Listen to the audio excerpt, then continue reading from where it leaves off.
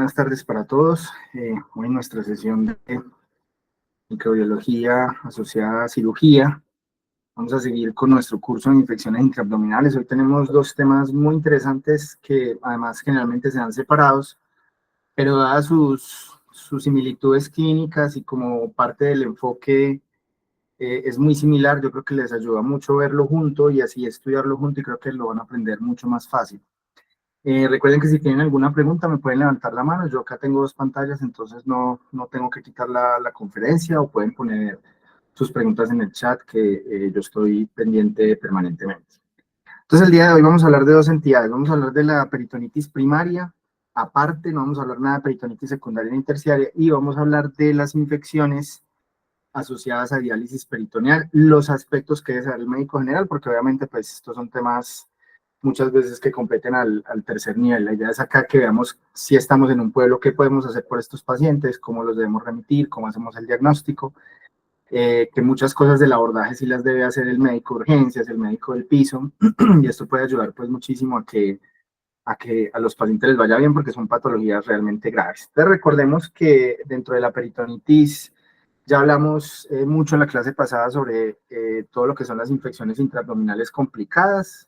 Ahí es donde ya hay un compromiso de la pared de una víscera y puede haber la salida del contenido, sea para formar un absceso o como tal la peritonitis, esa sería la secundaria. Hoy nos vamos a enfocar en la peritonitis primaria, la que le da a los adultos. La que le da a los adultos va a estar en el contexto del paciente cirrótico con ascitis y la que vemos acá que es la asociada a la diálisis peritoneal. En la infancia hay casos de peritonitis primaria espontánea, pero pues no, ese tema pues no lo vamos a abordar hoy, nos vamos a enfocar es en la asociada a cirrosis y diálisis, y esas van a ser las dos entidades que vamos a analizar.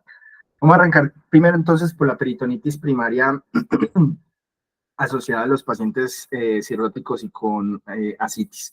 Entonces esta se va a definir como la infección del fluido ascítico o líquido peritoneal sin un foco evidente secundario intraabdominal.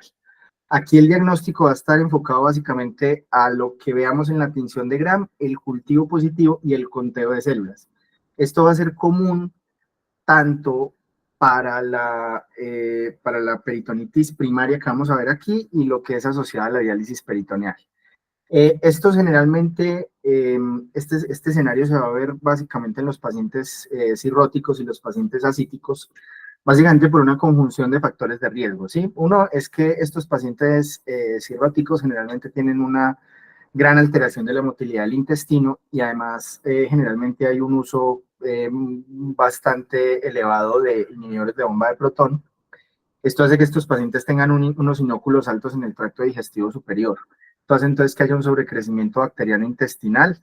Y además, los pacientes cirróticos, así como los pacientes renales crónicos, por definición, son inmunodeficientes. Son inmunodeficientes secundarios por toda la alteración del sistema retículo endotelial, la acumulación de metabolitos tóxicos, ellos tienen alteraciones en la fagocitosis. Entonces, en este contexto, estos pacientes tienen un altísimo riesgo de hacer un fenómeno de translocación bacteriana. Cuando hablábamos la clase pasada, digamos que que el peritoneo estaba diseñado gracias al flujo continuo de líquido peritoneal, el recambio de este líquido que llega a la circulación gracias a los vasos linfáticos, a la presencia de macrófagos que son dedicados allá al peritoneo. Generalmente logra hacer una brecha y llegar a esa cavidad, generalmente se va a ver eliminada rápidamente o se va a llevar a la circulación sistémica. En los pacientes cirróticos y ascíticos va a haber esa acumulación de líquido, entonces va a haber una disminución de la posibilidad de inmunidad, va a haber un líquido que funciona como un caldo de cultivo, entonces estos pacientes generalmente hacen una translocación bacteriana. Punto clave que diferencia las peritonitis secundarias de esta primaria, sea por diálisis o sea por pacientes cirrótico-ascítico. Generalmente son monomicrobianas. Es un solo germen el que logra hacer ese proceso de hacer esa translocación bacteriana y ahí es donde entonces la etiología es monomicrobiana. ¿Listo? Sobre la patogénesis, entonces, como les decía, hay unos estudios clásicos, de hecho bastante viejos, que han tratado de demostrar cómo es el proceso que lleva a que estos pacientes hagan esa translocación. Lo cierto es que así estos pacientes no hagan una translocación continua, o ese sea su principal factor, estos pacientes sí, por todo lo que hay allí en el líquido peritoneal, pues van a tener un mayor riesgo de que sobrecrezca, ¿cierto? Estos macrófagos entonces residentes, como no van a ser capaces de mantener cuidando ese líquido peritoneal porque hay demasiado por el contexto de la citis, generalmente va a haber entonces la entrada de polimorfos nucleares. Por eso va a ser tan importante el conteo de esta celularidad allí en el peritoneo, y generalmente los gérmenes que logran hacer estas peritonitis primarias, que logran hacer esa translocación, son generalmente gérmenes o que tienen cápsula, que son muy resistentes a los componentes humorales de la inmunidad innata, o sea, el complemento, a los péptidos antimicrobianos. Y como les decía yo ahorita, pues en los pacientes cirróticos esas células además son disfuncionales, entonces pues todo eso ayuda a ese proceso. ¿Cuáles son los factores de riesgo bien establecidos para la peritonitis primaria? Además, recordar que la peritonitis primaria en los pacientes cirróticos es como en los adultos mayores las caídas, o sea, es un marcador de gravedad, de que el paciente está muy avanzado y la mortalidad realmente es bastante elevada. Entonces, ¿cuáles son los factores de riesgo? Que los pacientes tengan una concentración de proteínas de menos de 1 gramo por decilitro en el fluido asítico. Acuérdense que en esas proteínas hay un montón de cosas que protegen, entonces si hay una disminución en la cantidad de proteínas, hay menor capacidad de responder a cualquier inóculo. Un episodio previo, o sea, es como la ruptura de las varices esofágicas. Ya hubo un evento, es mucho más probable que vuelva y ocurra. Cuando los pacientes tienen unas concentraciones de bilirrubina muy elevadas, esto no es que en sí la bilirrubina sea un factor de riesgo, sino que esto habla de lo avanzada que está la falla hepática. Entonces, entre más avanzada la falla hepática, pues más probabilidades de que haya infección porque ellos están inmunodeprimidos, que haya habido una varices esofágica rota, haya habido una hemorragia por varices. Esto obviamente tiene que ver, igual que el otro factor, habla de una falla hepática bastante elevada. La malnutrición, estos pacientes generalmente son desnutridos, además que muchas veces estos pacientes son cirróticos asociados al alcoholismo y todo eso, entonces es fácil entender allí. Lo que habíamos visto, el uso de bombas, de inhibidores de bomba de protones por el sobrecrecimiento bacteriano, y generalmente cuando a un paciente, por ejemplo, se le lleva, tiene una citis, se le estudia esa citis, no tiene síntomas o signos todavía de infección, pero se encuentra, y esto pues tiene relación en esto que acabamos de ver, entonces una concentración de proteínas baja, un score Child-Pugh que estadifica la falla hepática muy elevado, una bilirrubina por encima de 3, que el paciente además tenga compromiso renal. Esto aumenta muchísimo el riesgo de que estos pacientes hagan una peritonitis primaria, y muy seguramente en este contexto, que el paciente ya está tan alterado fisiológicamente, probablemente esa peritonitis sea un gran predictor de muerte. Entonces, esto es lo que, y curioso que estuviera precisamente en UpToDate, y estos son algunos de los mecanismos propuestos ya en forma de una cascada lógica.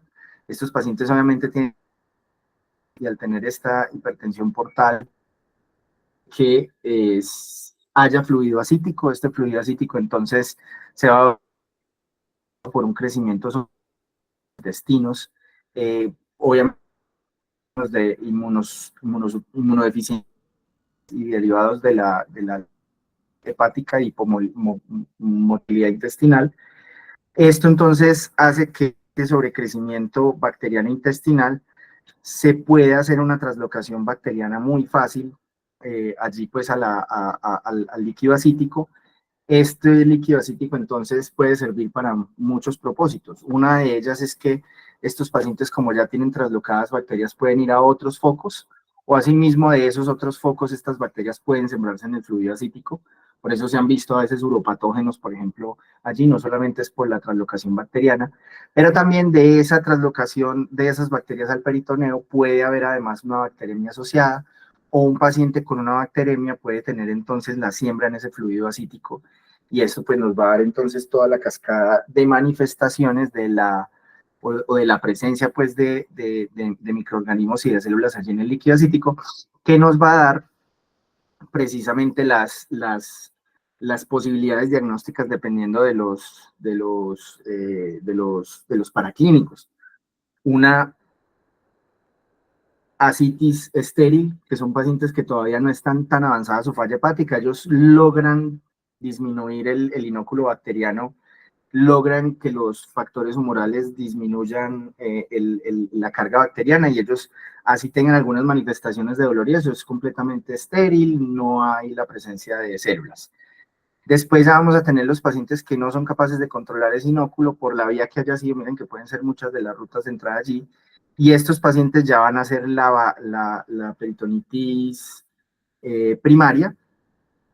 Esa peritonitis entonces primaria pues ya va a tener todos los aspectos clínicos que se esperarían pues encontrar en esta enfermedad, y si no la tratamos pues básicamente el paciente se va a morir. Y algunos pacientes pueden presentar lo que se llama la ascitis neutrocítica con cultivo negativo. Hay algunos pacientes que están inflamados y es porque sus factores logran eliminar las bacterias y se ven entonces con las células allí en el líquido peritoneal, pero no presentan bacterias. Y algunos pacientes pueden estar colonizados allí el líquido, pero no han presentado infección, y esto es lo que se llama una bacteriacitis, pues una ascitis bacteriana. Pues realmente muchas veces, como ustedes pueden ver en este gráfico, todos los caminos llevan a Roma. O sea, el paciente a veces presenta inflamación y después ya aparecen las bacterias en los cultivos. O el paciente inicialmente llegó con una ascitis, está hospitalizado y a los días ya no fue capaz de controlar el inóculo y eso ya se transformó en una peritonitis primaria. Listo. Entonces, ahorita vamos a ver pasito por pasito cómo es que se hace el diagnóstico en estas situaciones. Lo primero es que el diagnóstico clínico aquí es durísimo, muchachos, porque estos pacientes son muy enfermos, ¿cierto? Son pacientes con falla hepática avanzada, son ascíticos, y muchas veces estos pacientes pueden tener otras manifestaciones debido a su enfermedad. Entonces, a veces es muy difícil lograr hacer una diferenciación entre lo que tiene el paciente de base y de pronto qué es sobreagregado que nos explique o que nos haga sospechar, perdón, una peritonitis primaria. Entonces, generalmente en estos pacientes tiene que haber un alto grado de sospecha. Entonces, la recomendación clínica aquí que hacen la cirugía de Schwartz y los textos pues clásicos, UpToDate y todo eso, es que usted debe siempre sospechar que llegue un paciente con una gran ascitis, uno dice, esa vaina se le va a infectar. Entonces uno con eso en mente, uno ya va, si uno es el médico del piso y no está pendiente de ese paciente, uno está siempre pendiente de con qué signos llegó el paciente de su enfermedad de base y qué cosas se sobreagregan encima, ¿sí? Esto nos permite buscar activamente la peritonitis primaria por la alta mortalidad que tiene. Entonces establezcan qué tiene de base el paciente, qué signos y síntomas. Los pacientes a veces pueden tener edilio, pueden tener algo de diarrea, pueden tener algo de disconfort abdominal, pero cuando ya se infectan va a haber un cambio completo de signos y síntomas. Ya los pacientes van a tener un hilio completo, el dolor abdominal va a ser mayor. Si son pacientes adultos mayores pueden presentar algún estado de tipo delirium o alguna alteración del estado de conciencia, de fluctuación del estado de conciencia. Entonces miren que no hay ningún signo ni síntoma que esté en el 100% de los pacientes, miren que está muy repartido. ¿Qué es lo que más se ve? 69% fiebre, pero no lo tienen en el 100%. O sea, un paciente si no tiene fiebre no les descarta peritonitis. Tengan en cuenta eso porque como los pacientes son inmunodeprimidos secundarios, entonces no es tan frecuente que haya fiebre. Los dos más frecuentes, o sea, los dos como síntomas que deberían uno siempre decir, tengo que buscar esta vaina, a ver qué más hay, va a ser el dolor abdominal. Entonces, siempre que haya un paciente con ascitis, fiebre, dolor abdominal, tiene una alta probabilidad de que tenga una peritonitis primaria o de que esté haciendo el proceso de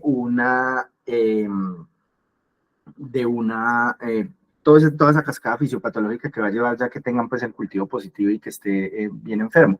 Entonces, siempre que usted vea que un paciente arranca con síntomas de base, arranca a empeorar sus síntomas de base de toda la parte abdominal o tiene unos síntomas sobreagregados, particularmente si son estos que localizan el problema, ¿sí? Dolor abdominal, dolor en la palpación, el paciente presenta diarrea de nuevo, hilio paralítico, todas estas cosas lo ven a uno hacer pensar de que ahí está ocurriendo algo y ahí inmediatamente el umbral de uno para chuzar debe ser muy bajo, ¿sí? ¿Por qué? Porque esto nos va a permitir hacer la prueba más importante en esta peritonitis primaria, que es analizar el conteo de neutrófilos en el líquido peritoneal, es lo más importante. Porque ya con base en ese conteo de células, si el conteo está solito sin bacterias, es un diagnóstico. Si no hay conteo celular, pero hay bacterias. Es otro diagnóstico. Y si no hay bacterias y si no hay conteo celular, es otro diagnóstico. Entonces, la clínica nos debe llevar activamente a tratar de chuzar el paciente para tratar de hacer el análisis de ese líquido. Listo. ¿Qué se le va entonces a pedir al paciente y cómo debemos hacer las cosas? Este va a ser entonces un paciente con ascitis y o cirrosis y una clínica de infección sistémico local. Y de una vez debe haber lo que yo les digo, un muy bajo para tratar de hacer el abordaje diagnóstico. Súper importante, muchachos, tomar muestras y poner antibióticos, pero siempre tomar primero las muestras.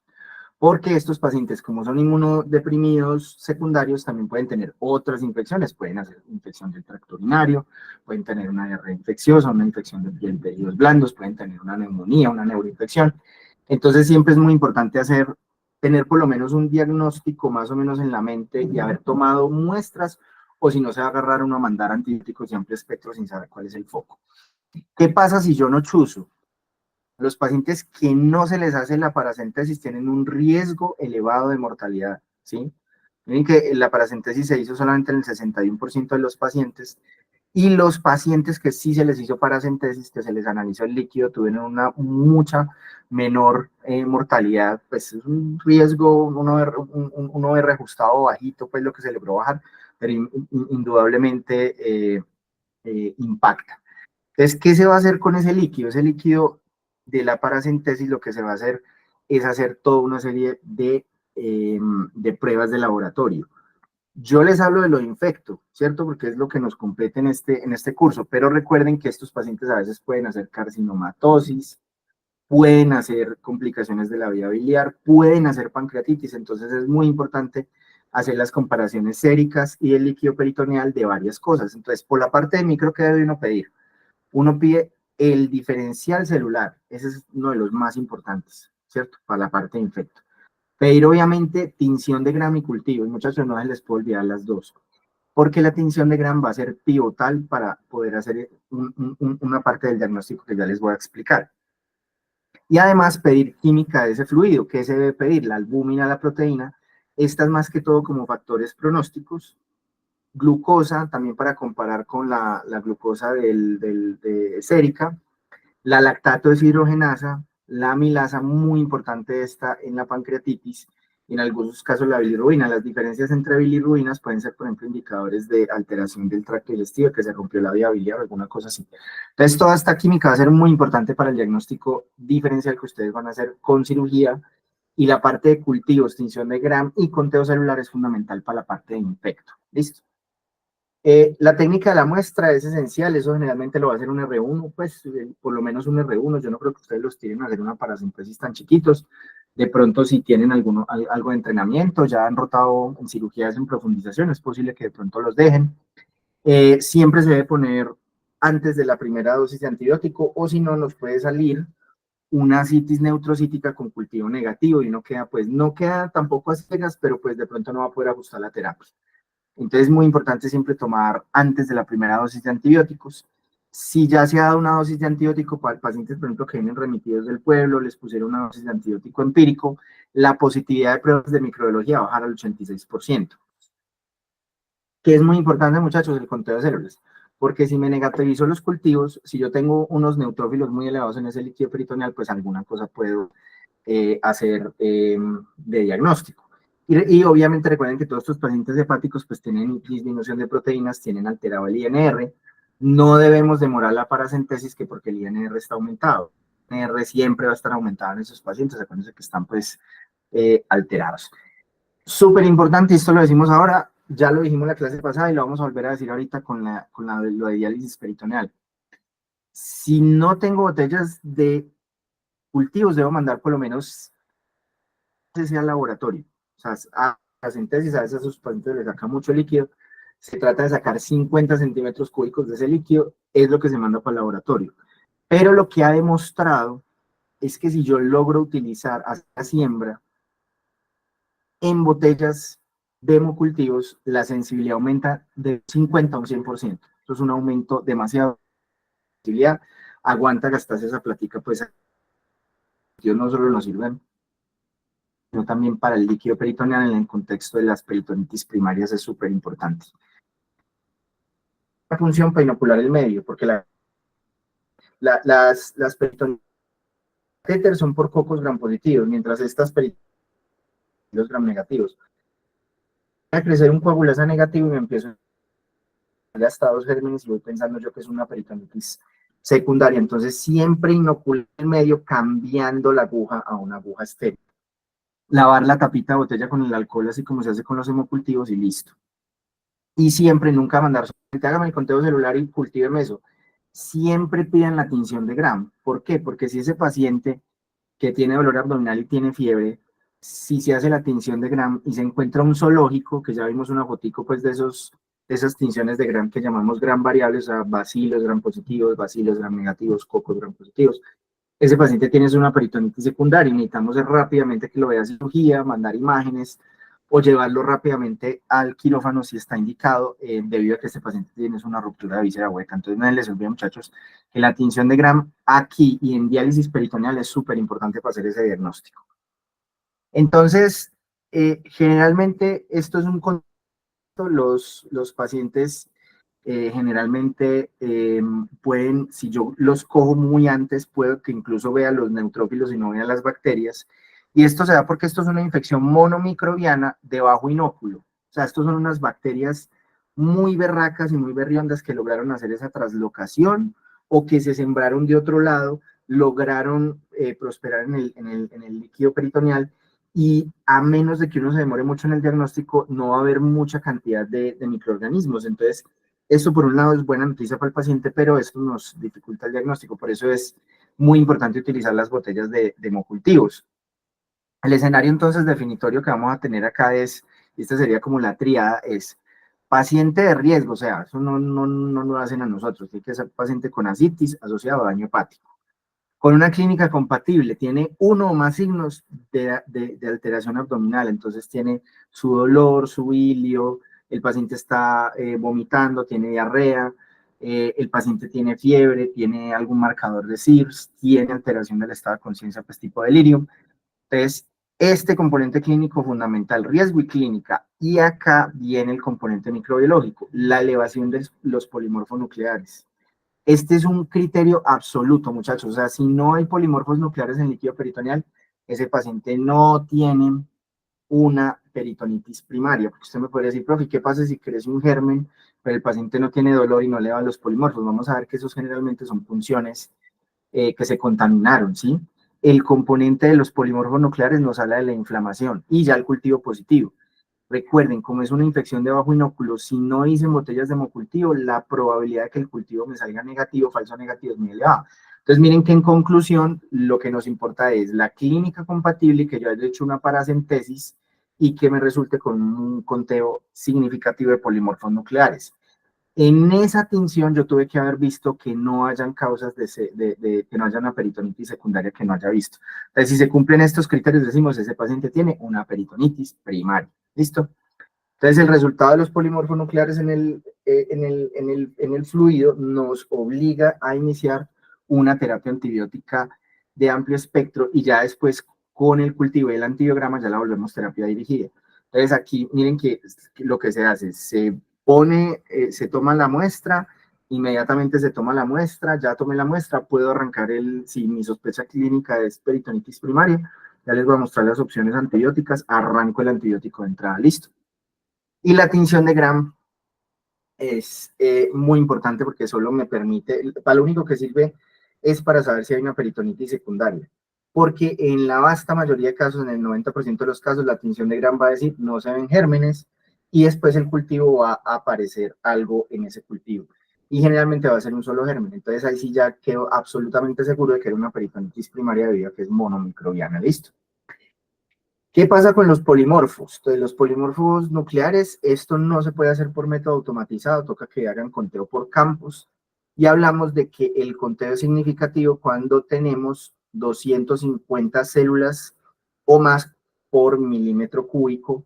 Ahí ya hablamos entonces de que ese paciente tiene el componente inflamatorio por conteo celular. ¿Qué pasa si uno hizo la punción y entonces una punción traumática? Entonces se va a quitar un polimorfo nuclear por cada 250 conteos de glóbulos rojos. Entonces usted coge ese total de conteo de glóbulos rojos, lo divide por 250 y eso le dice el número de polimorfos nucleares que sustraes. Y si eso igual te da por encima de 250, bingo, tienes ya pues el diagnóstico por lo menos de inflamatorio, listo. Como les había dicho, esto la mayoría son gérmenes gram negativos. Miren que lo que más tenemos son gérmenes de las tripas, ¿sí? ¿A quiénes tenemos? E. coli, Klebsiella, Streptococcus pneumoniae, estreptococos, que son otros estreptococos, acá generalmente están estreptococos que pueden vivir en el tracto digestivo, enterobacteriáceas no filiadas, y miren que Staphylo está por allá lejos. Entonces, esa es una muy importante comparación que ustedes tienen que hacer entre esta entidad y la de ahorita, que ya vamos a seguir con ella. La peritonitis primaria en el paciente con cirrosis y con ascitis es por bacilos gram negativos. Y la peritonitis del paciente que tiene un catéter de diálisis peritoneal generalmente es por cocos gram positivos, y eso nos informa mucho cómo debe ser esa terapia antibiótica. Entonces, ¿cuáles son las indicaciones de tratamiento? El deterioro clínico. Los pacientes, si bien arrancan con un cuadro clínico muy poco claro, si realmente tienen una peritonitis primaria, esos pacientes se deterioran rápidamente, ¿sí? Ese deterioro rápido, pues, generalmente es porque esos pacientes ya derivan a una peritonitis con un compromiso, pues, claramente, pues, de sepsis. Lo otro es el dolor abdominal. Ese dolor abdominal, si va increciendo, es indicación de tratamiento. Que el conteo de polimorfos esté por encima de 250 células. Una vez se hace el diagnóstico, pues, por punción. Y los pacientes que tengan una bacteriacitis que progrese. Me explico. Llega un paciente con ascitis, síntomas no tiene fiebre, simplemente tiene como un poquito de... Eso está tan lleno de líquidos que lo voy a... Porque acuérdense que también eliminar ese líquido acítico, pues a veces mejora un poquito la clínica del paciente. Dan la orden de que usar ese líquido acítico, chusa el líquido acítico y le dicen a usted que apareció una bacteria en el cultivo. Le dicen, doctor, creció una E. coli. Pero usted mira el conteo de células y ese conteo de células decía 100 células. Y usted ve el paciente está regio. Usted ya sabe que ese paciente tiene una bacteriacitis. Sí, o sea, la bacteria se localizó allá, pero todavía no ha causado una inflamación. ¿Listo?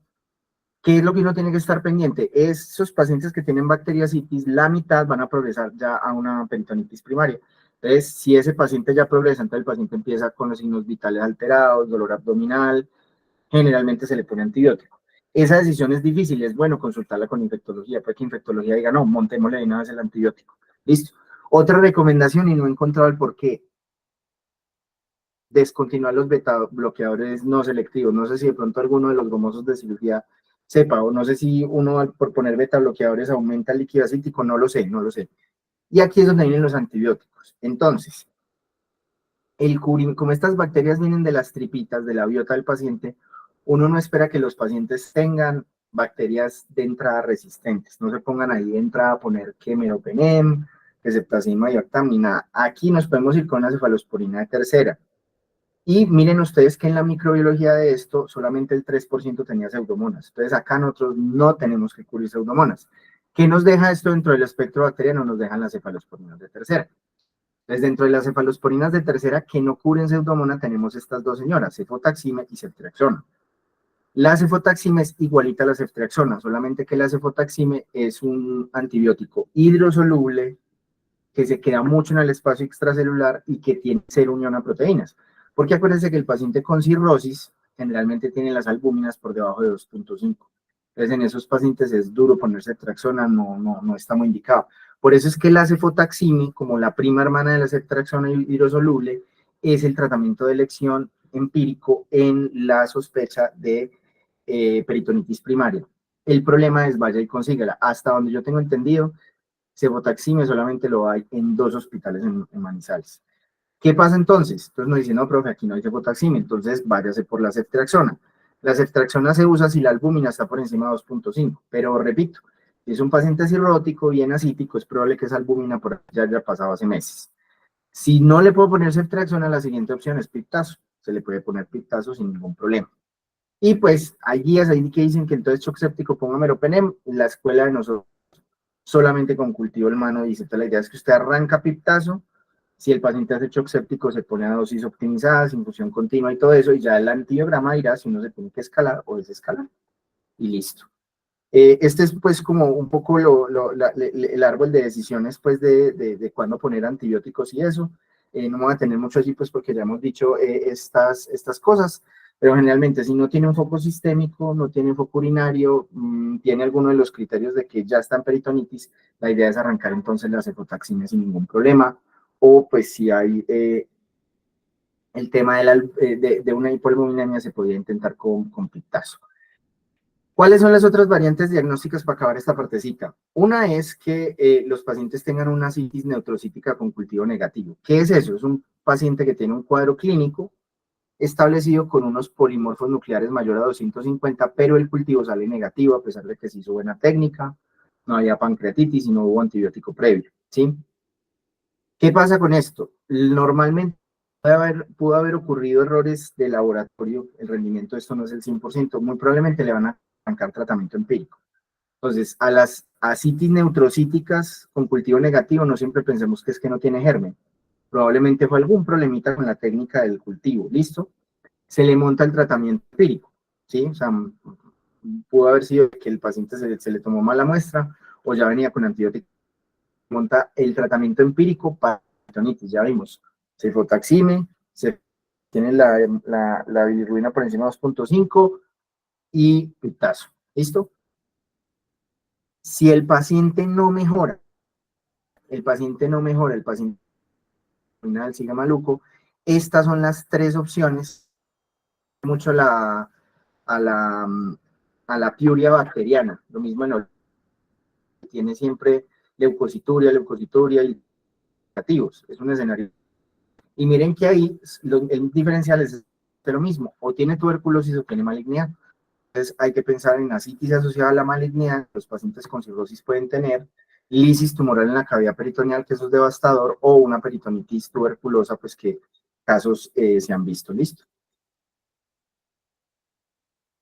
El otro escenario es que los neutrófilos no salieron, que ya lo discutimos, no salieron elevados, pero sí me salieron unas bacterias allí creciendo en el cultivo. ¿Cuáles son las opciones? Esa puede ser una colonización del fluido acítico sin inflamación celular, entonces puede ser una peritonitis primaria iniciando. Por eso si uno tiene una bacteriacitis monomicrobiana sin neutrófilos, no neutrocítica, hay que vigilar clínicamente al paciente porque probablemente la bacteria se acaba de sembrar y después ya se va a inflamar y ya va a ser la peritonitis. Lo otro que puede hacer es que este paciente sea una contaminación por la toma de muestra. Durante la toma de muestra se contaminó y resultó ahí entonces una bacteria contaminante. ¿Qué me indica a mí de que probablemente fue una contaminación por mala técnica? De que el paciente está regio, nunca se agrava y lo que creció fue un poco de la piel. Ya si creció es un bacilo gram negativo, una E. coli, uno debe pensar que de pronto el paciente sí está colonizado, no fue una contaminación. Y ahí lo importante es ver la clínica, ver que los síntomas progresen y ahí ya entonces el tratamiento antibiótico. Eso es todo esta partecita, listo. Ahora vamos a ver qué pasa con la diálisis peritoneal. Vieron que esa entidad es muy sencilla, lo importante es hacer el diagnóstico, ahí hay que usarla, para síntesis es fundamental porque es la que nos da todos los caminos, listo. Entonces, diálisis peritoneal, ¿cierto? Yo creo que todos hemos tenido la oportunidad de ver por lo menos un paciente de estos. Recuerden que estos pacientes es un proceso, generalmente estos pacientes que están en falla renal terminal se les ofrece la diálisis peritoneal porque tienen la ventaja que ellos pueden hacer el procedimiento en la casa, no tienen que ir a un centro de hemodiálisis y generalmente esta bala les dura un año hasta que esta entidad que vamos a ver les cierra el peritoneo. Generalmente los pacientes pierden la posibilidad de hacer la diálisis peritoneal es precisamente porque les dan infecciones a repetición y pues ya no se puede utilizar el peritoneo. Entonces, ¿por qué es bueno ver este tema? Porque ustedes en el rural van a tener un grupo de pacientes en cada pueblo que probablemente van a estar en su diálisis peritoneal, entonces pues uno debe tratar de que esos pacientes puedan seguir así, porque un paciente de un pueblo que le toque hacer hemodiálisis es viajar 3, 4 veces a la semana o le toca ya venirse a vivir a Manizales y pues es muy complicado, listo. Entonces, pues, para los que no saben, esto es básicamente el procedimiento. Se pone un catéter en el peritoneo. Hay una parte del catéter que va a estar, que ustedes vieron esos punticos ahí, eso es lo que se denomina el túnel, ¿sí? Entonces, para nosotros va a ser fundamental tres cosas en el diagnóstico. O el paciente ya tiene una infección de la cavidad peritoneal, o el paciente tiene una infección del túnel, o el paciente tiene una infección del punto de salida. Generalmente, como las infecciones son por cocos gram positivos, la infección arranca por fuera, entra el punto de salida, infecta el túnel y después se viene aquí a la cavidad peritoneal. La vasta mayoría de las infecciones hacen esa ruta y eso nos explica por qué son cocos. ¿Qué hacen los pacientes? Los pacientes cogen la bolsa de solución que debe ser estéril, ellos deben tener un entrenamiento para manejar esto, y lo que deben hacer es que ellos instilan este líquido acá en la cavidad peritoneal. El peritoneal hace toda la magia del riñón, ¿sí? Por la concentración de solutos, pues queda acá y todo eso. Ese líquido se llena pues de todo lo malo, así como lo hace el riñón, y ya después, cuando ya acabó el tiempo de diálisis, se cambia esta válvula y aquí sale el chichi, por ese catéter peritoneal. El problema es cuando se infecta. Entonces vamos a ver un poquito de esto. Entonces la diálisis peritoneal requiere una colocación y mantenimiento de un catéter. Esto atraviesa la pared abdominal y se extiende desde la superficie abdominal hasta la cavidad peritoneal. El sitio de salida del catéter, el túnel, el peritoneo se pueden infectar. Entonces, son como, no digamos que son tres entidades distintas, es un continuo, pero siempre nosotros, o sea, digamos, cuando usted esté como médico general en el pueblo, usted se va a encargar de estas dos entidades, o sea, estar pendiente del catéter y el túnel. Porque si ya el paciente ya tiene fiebre, olor abdominal y todo eso, el paciente usted probablemente no lo va a poder tratar ahí, lo va a tener que remitir, ¿cierto? Pero apenas le hagan el diagnóstico allá en el tercer nivel, si el paciente no hizo sepsis y no hay que retirarle el catéter peritoneal, se lo van a contrarremitir a usted al pueblo, porque los antibióticos en esta entidad se ponen en el líquido peritoneal, hay que ponerlo en las bolsas. Entonces, por eso es importante que viéramos esta patología. Esto obviamente son súper propensos a sufrir infecciones bacterianas y también infecciones fúngicas que son devastadoras, ¿sí? Y la mayoría de estos casos van a ser peritonitis relacionadas a diálisis y van a haber un pequeño grupo de malas por peritonitis secundaria, o sea, se les reventó el apéndice, se les reventó el divertículo, tuvo una úlcera perforada. Esos pacientes que tienen una peritonitis secundaria en el contexto de una diálisis peritoneal es mala noticia, porque probablemente a los pacientes va a tocar retirarles el catéter y pasarlos a diálisis, a hemodiálisis. ¿Listo? Entonces, ¿cuáles son los factores de riesgo para la infección del sitio de salida y del túnel? Generalmente son respecto a la manipulación del catéter, y eso es una cosa que debe uno evaluar o saber cómo se está haciendo eso. Entonces, primero, poca competencia en la atención del sitio de salida, o sea, es un paciente que es negligente, no sabe cómo revisárselo, no sabe cómo hacer la semiología de eso, y no sabe hacer bien los recambios. Se ve mucho con pacientes que son pacientes difíciles, consumidores de sustancias, que tienen de pronto alteraciones del comportamiento. Eso puede ser y pues de hecho a veces eso puede incluso contraindicar de que se les ponga este tipo de diálisis. Lo otro, la movilización del catéter, ¿sí? Que el paciente esté moviéndose el catéter, molestándoselo. La otra, lesión por extracción del catéter, al paciente alguien cogió y le jaló ese tubo por broma, por lo que sea. La compresión mecánica del catéter por un cinturón, ¿sí? O por ropa, por cualquier prenda. Natación, yo creo que es como mala idea, ¿no? Echarse en una piscina llena de pseudomonas con una diálisis peritoneal, creo que eso es algo que no harían hacer, pero pues lo hacen hacer los pacientes.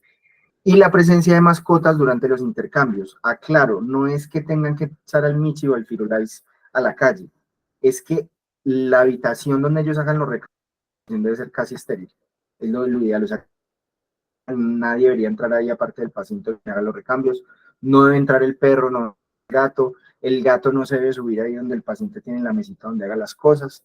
Y miren lo que yo les decía de la microbiología, el 60% son cocos gram positivos, siendo auris el más frecuente, y bacilos gram negativos está también allí E. coli, todo eso, pero un porcentaje ya muy alto pueden hacer por pseudomonas, y ya solamente mucho menos del 10%, más o menos del 5%, pueden hacer infecciones por hongos, pero son devastadoras. Ahorita les voy a explicar por qué. Entonces, muchachos, siempre vamos a pensar en aureus y sus amigos, teniendo en cuenta la epidemiología local, y después en algunas situaciones, o si hay antecedente de infección previa por bacilos gram negativos, no solo tenemos que cubrir bacilos gram negativos, sino que tenemos que cubrir pseudomonas. Esa es la diferencia con el tratamiento que vimos ahorita. Vimos ahorita que utilizamos cefalosporinas de tercera sin cubrimiento para pseudomonas, o sea, cefotaxime, ceftriaxona. Acá sí nos debemos ir por la vía de la violencia, porque estamos frente a pseudomonas. ¿Listo? Entonces, en la presentación clínica, eso ahí, cuando uno lee pues, las guías y todo eso, hay unas clasificaciones del punto de salida, pues, y de no sé qué, y si tiene costra, eso no ha demostrado que impacte nada. Lo importante es que el paciente conozca cómo es el sitio de salida y esté atento a cambios en ese sitio de salida. Entonces, los pacientes debutan inicialmente como una formación de costras y eritemas que rodea el sitio de salida, y esto ya va progresando a un drenaje seroso y purulento que surge del sitio de salida. Mientras sea eritema y salida purulenta del sitio, más las bolsas no estén sucias, estamos hablando de una infección del sitio de salida, ¿sí? Los pacientes pueden tener dolor a la palpación y edema en el sitio de salida, pero localizado. Es diagnóstico de descarte ya la peritonitis, o sea, los pacientes arrancan así, ay, doctor, vea, esto se me puso rojito, me está saliendo material, hay como una costrica ahí, me está doliendo ahí la piel, pero si cuando ya el paciente consulta, el paciente ya tiene dolor generalizado y los recambios del líquido salen bien turbios, ese paciente ya tiene una peritonitis, ¿sí? Entonces aquí en este momento los pacientes no deben tener síntomas sistémicos, ni fiebre ni escalofríos. Si ese biofilm progresa y sigue para adentro, puede ya producir una afectación del túnel. Esa afectación del túnel puede ser de los tejidos blandos o la formación de abscesos. A veces se forman colecciones en ese túnel que conecta al peritoneo. Entonces ahí vamos a tener eritema, edema, irritación en la palpación en el trayecto del catéter. Ya no es en el puntico ahí de entrada, sino que usted va tocando el catéter y se siente doloroso, pues el paciente refiere que siente dolor. Esa infección, si no se puede llevar a un absceso dentro del túnel o puede llevar ya a una peritonitis. Si un paciente acumula N número de peritonitis, se le cierra el peritoneo y ya entra a la tortura de la hemodiálisis. Estos pacientes que tienen colecciones pueden presentar ya signos y síntomas sistémicos, pueden tener fiebre y escalofríos. Y aquí puede ser útil si uno tiene el acceso en la institución allá local en el pueblo, si tiene acceso a una ecografía. Si estos pacientes no hacerles una ecografía, ya les voy a mostrar por qué. Entonces, esta es de las guías, esto es de un artículo coreano que salió en Springer, que tenía las foticos como más decenticas. Entonces, ellos hablan de que es normal, buen estado, o sea, esto es como recién puestecito, que está en buen estado. Clasificación equívoca, miren que ya hay algo de costra, acá se ve algo inflamado. Bueno, esto, muchachos, lo hice up to date. Saber de esas clasificaciones, esto no sirve para nada, y eso pues mire que es todo pues con esto les estoy diciendo que no les voy a preguntar esto en el examen, si esta clasificación, si el paciente se la sabe y cada día va notando cómo está la entrada del catéter, está bien, pero lo que importa es que el paciente sea muy consciente de ver secreción, enrojecimiento y dolor. Esos son como 4 puntos claves que él debe ver allí. Entonces, ¿qué se hace con estos pacientes? Entonces, porque acuérdense que estamos enfocados en nosotros médicos generales. El paciente se debe revisar a diario, pues porque el paciente se hace los recambios. Entonces, el paciente debe saber cómo le hace mantenimiento al donde se conectan las bolsas, cómo hace la limpieza en la unidad de diálisis. Que si estamos en un hospital, cada mes debe revisar los signos de infección. Entonces, lo bueno es que si un solo médico lo revisa en el tiempo del punto de entrada. Entonces, si ese paciente viene y el líquido peritoneal, después de haberse hecho el recambio, turbio, chao, remito. Eso ya hay que evaluarlo, es para peritonitis, o sea, ya ese líquido hay que cultivarlo, hay que llevarlo a un tercer nivel donde lo puedan ver por lo menos un internista, ¿sí? Y si no, si decimos no tiene signos sugestivos, pues no tiene el líquido peritoneal turbio, ni tiene pues un dolor abdominal importante, ya toca hacer la evaluación clínica, ¿cierto? Es esa evaluación clínica que es, muchas veces los pacientes pueden estar colonizados, entonces si usted está muy lejos y ve una secrecióncita, la podría mandar al laboratorio, pero yo estoy de acuerdo con UpToDate, eso no va a aportar mucho. Sí, ya si hay una secreción franca que está saliendo, es mejor cultivarla. ¿Y qué se debe hacer en estos casos? Ya estos pacientes necesitan hacer cuidados ya un poquito más extensos, ya no solamente revisar el punto de entrada, sino hacer unas cositas que ya les voy a decir. Y uno como médico del pueblo ya no lo está revisando cada mes, sino que ya lo tiene que empezar a ver cada semana a ver si progresa. ¿Qué es lo más importante más allá de la tinción de Gram de la secreción? Hacer una ecografía. Porque la ecografía nos permite ver si en el tracto hay colecciones. ¿Listo? Ya decimos entonces que el paciente sí definitivamente tiene una infección del punto de salida, eso está doloroso, está rojito, está purulento y todo eso. ya se tiene que hacer una decisión de cubrimiento. ¿Cuál es la decisión de cubrimiento? Normalmente lo que debo tratar yo desde el punto de vista empírico es cubrir Staphylococcus aureus. Pero si el paciente llega a tener factores de riesgo para pseudomonas, debo hacer un cubrimiento dual que ya les voy a explicar. Si no hay que hacer cubrimiento dual, pues ya dependiendo de la epidemiología local, esto que dice aquí no sirve, ya debe entonces hacer un abordaje, listo. Entonces, ¿por qué es importante esto y por qué es importante para nosotros como médicos generales? El 30% de los pacientes que tenían una peritonitis ya establecida tuvieron una infección del sitio de entrada de catéter o del túnel. Entonces, miren la importancia de esto. Si no tenemos cuidado con esto, los pacientes van a terminar progresando. Entonces, en el pueblo, ¿qué hacemos si solamente está localizado? Aumentar los cuidados. Ya la limpieza, si el paciente la hace cada 3 días, debe ser limpieza diaria. Nosotros tenemos que revisar a ese paciente siquiera una vez a la semana. Se ponen antibióticos tópicos, miren, mupirocina o ácido fusílico funcionan perfecto. ¿Por qué? Porque estos componentes cubren cocos gram positivos. Y se puede hacer, acuérdense que no queremos que llegue hasta al cubrimiento, pues hasta la necesidad de remisión.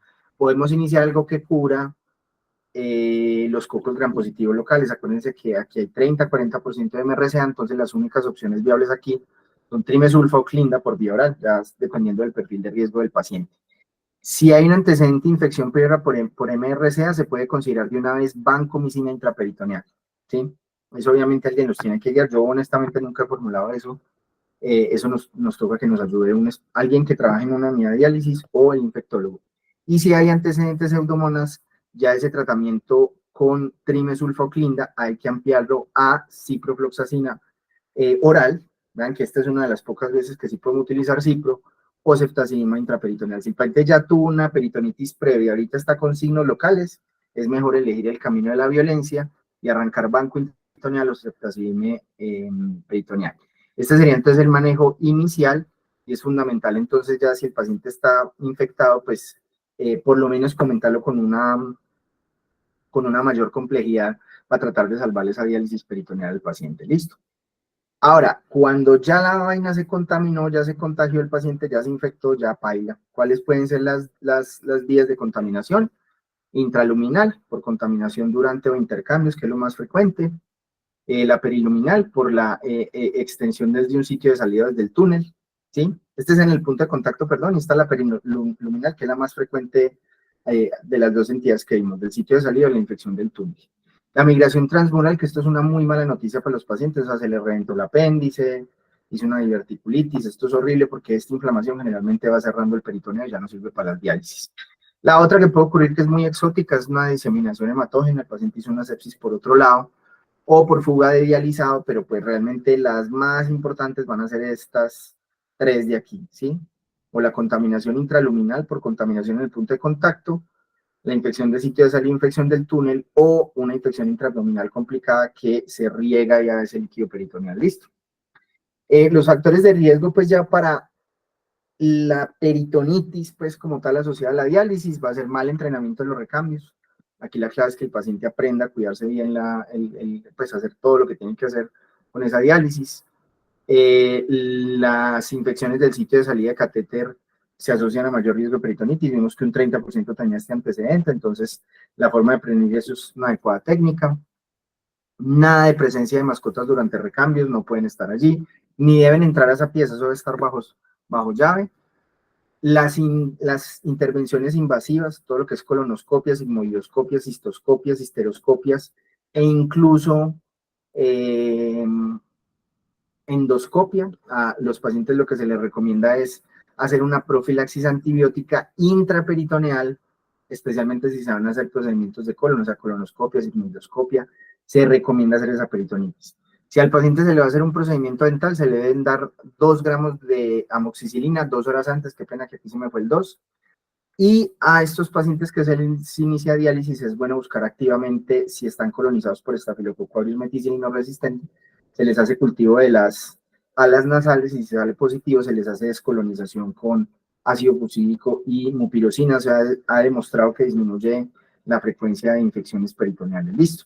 Bueno, ¿cómo es el paciente que ya se nos infectó? O sea, ya no tiene la infeccióncita del túnel ni el punto de salida, sino que ya le dio la infección. Estos pacientes van a tener una clínica un poquito más florida. Miren que esta clínica es un poquito más florida debido a que estos pacientes no están tan afectados como los pacientes cirróticos, ¿cierto? Entonces estos pacientes van a tener un dolor abdominal, que generalmente lo tienen la vasta mayoría de pacientes. Es cierto que esas diálisis son incómodas y todo eso, pero el paciente aprende a conocerse y ya puede establecer que si no, francamente tengo dolor. Van a tener un aumento de la temperatura, se cuenta desde películas, ¿sí? O sea, el aumento sobre la temperatura basal le debe hacer tener un alto grado de sospecha. Las náuseas y vómitos solamente se presentan en el 30-50% de los pacientes, y pues si ya un paciente tiene hipotensión, está en la mala.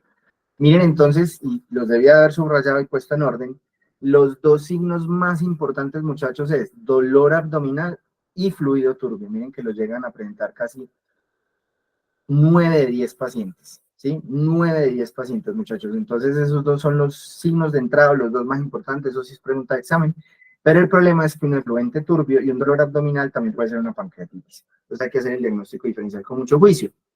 Y recuerden que generalmente la clínica precede al líquido turbio, o sea, el paciente primero empieza con dolor y ya cuando la infección bacteriana se extiende, ya después uno de los recambios empieza a salir turbio. Entonces, no les descarta el hecho de que el paciente vino con dolor abdominal y todavía no ha tenido pues el líquido turbio listo.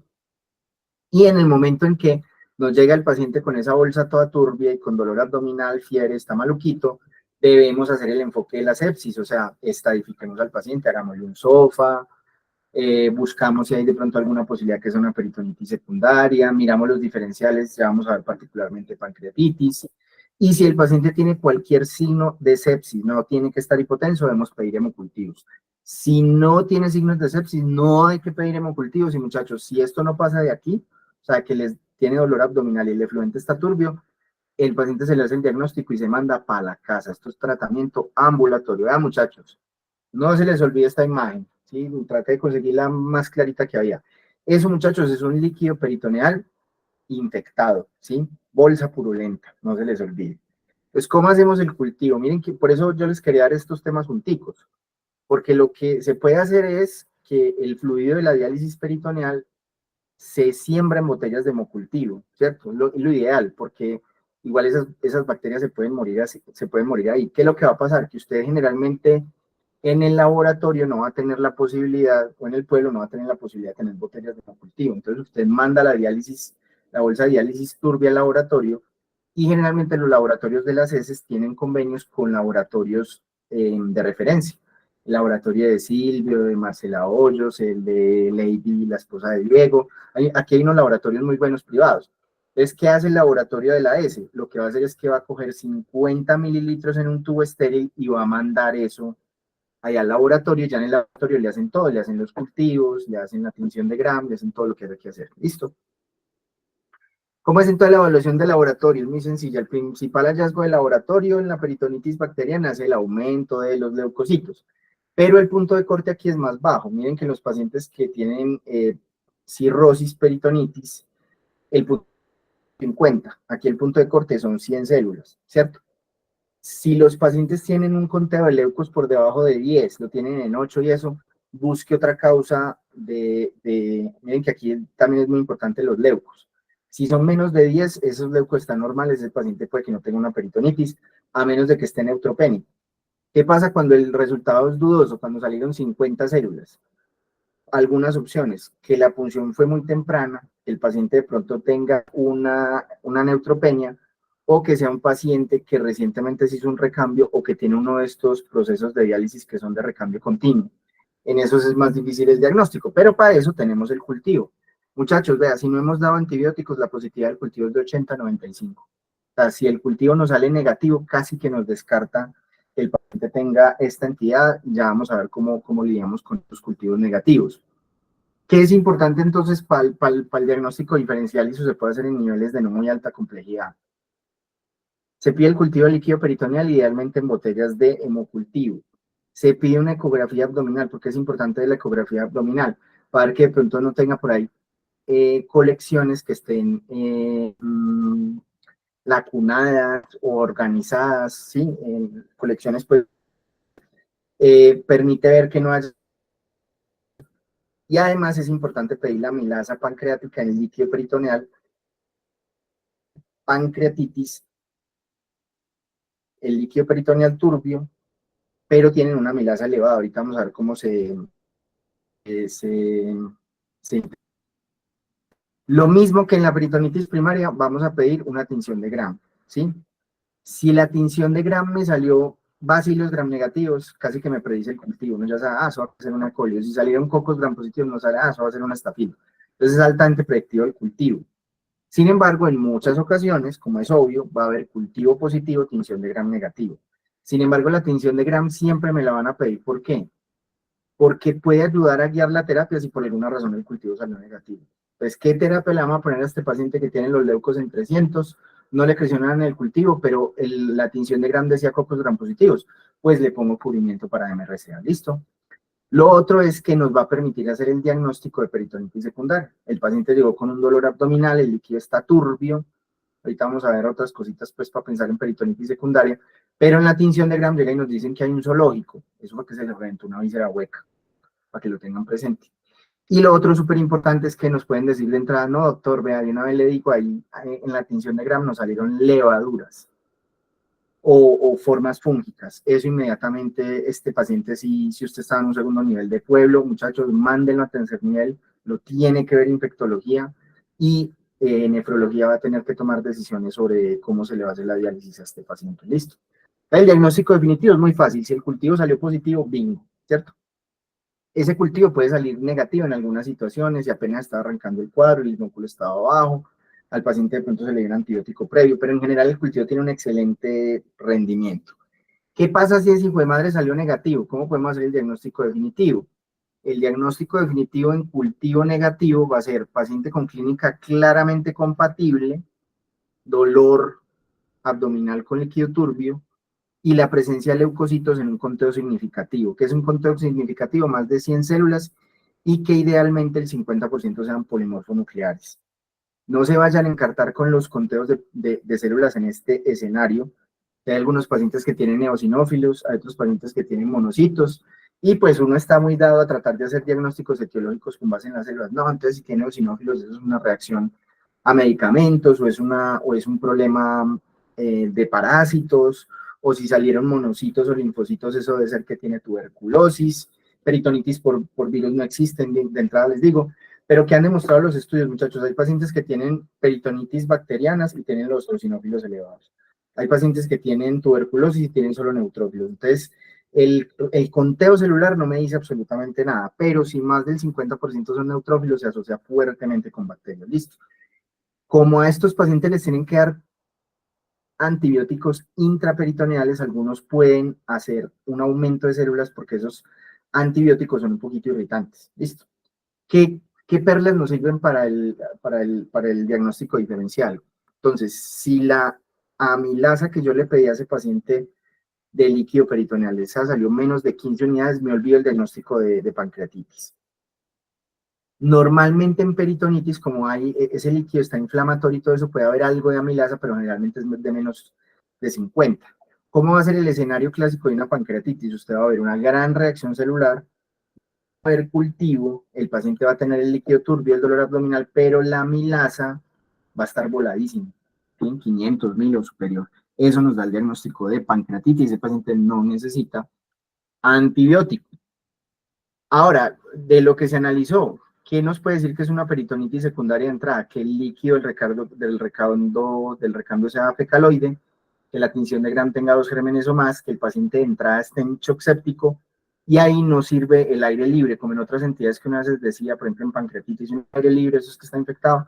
Aquí los pacientes que tienen diálisis peritoneal siempre mantienen a veces algo de aire libre en la cavidad peritoneal, entonces ahí no sirve. Lo que importa es el líquido fecaloide más de 2 gérmenes en la tinción de Gram, o una imagen diagnóstica que nos diga que se reventó algo, listo.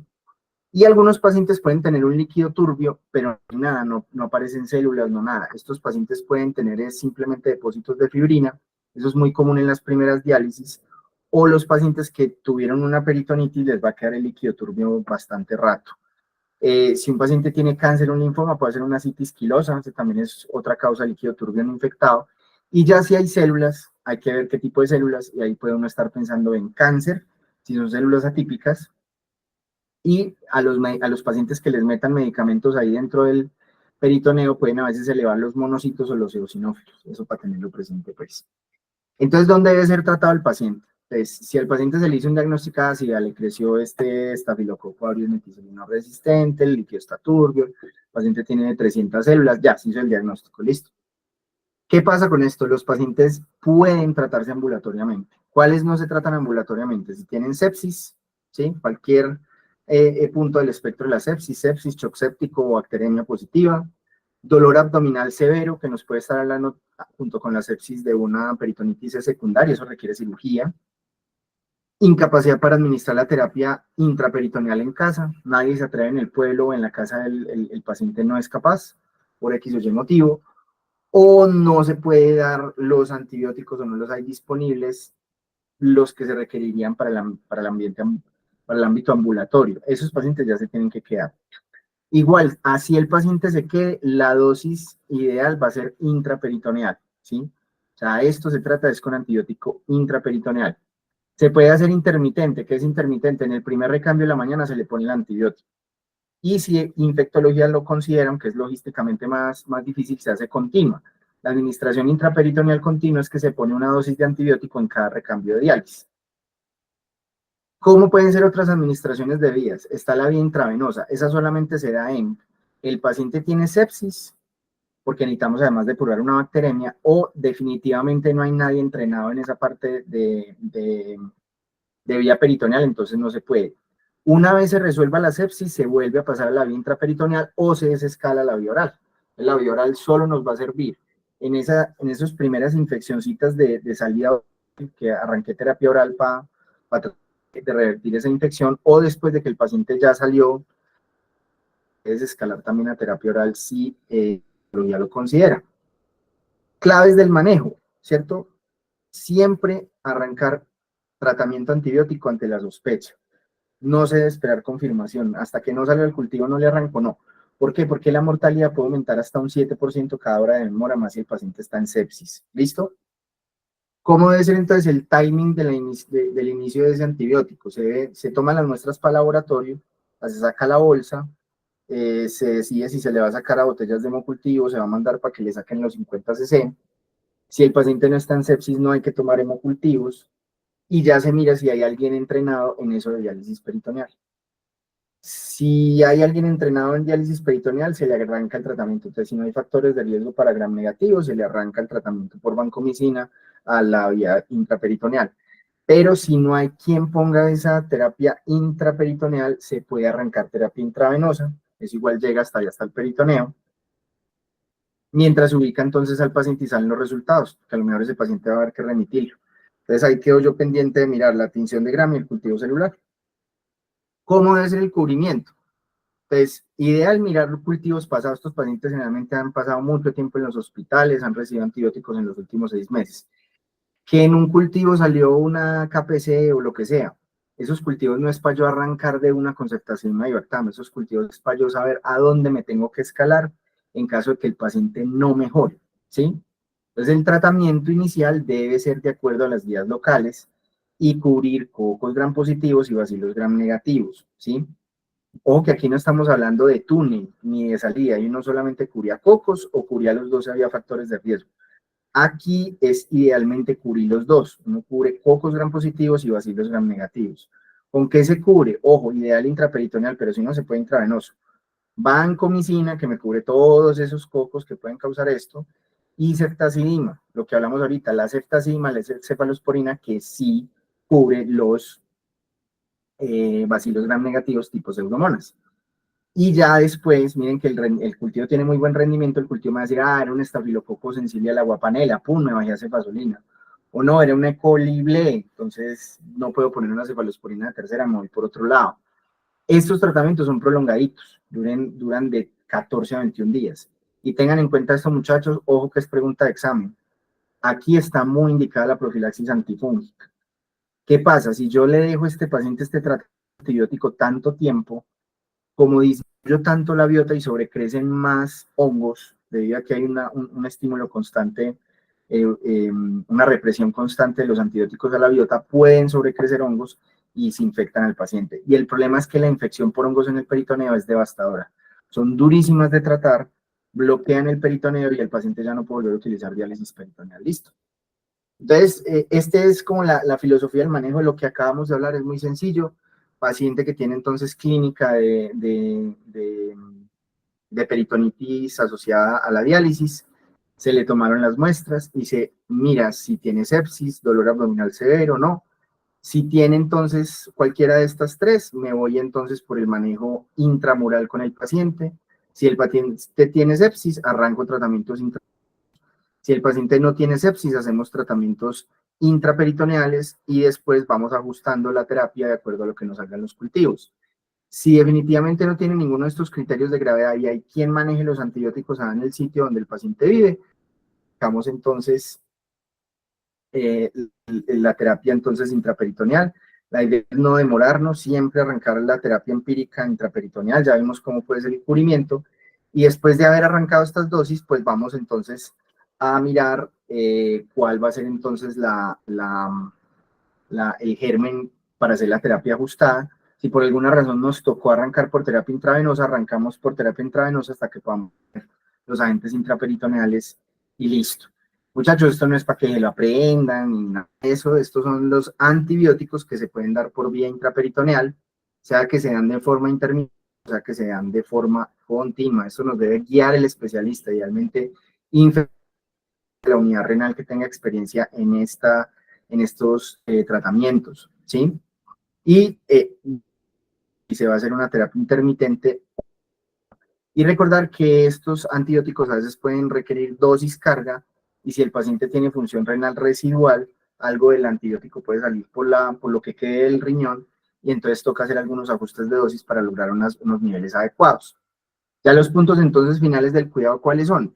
El monitoreo clínico. Si el tratamiento empírico fue adecuado, ese paciente a las 48 horas tiene que tener mejora clínica. ¿Qué es mejora clínica? Ya no le duele el abdomen, ya no tiene SIRS, ya está mejor clínicamente, ¿sí?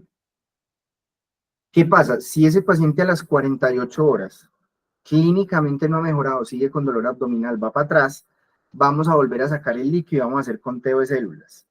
Si esas células están por encima de 1000, ese resultado me va a salir al día 4 generalmente, ya debo entonces empezar a considerar fallo. Si yo estaba en un nivel de baja complejidad, me debe guiar infectología, porque acuérdense que es que no perdamos el peritoneo del paciente. ¿Listo?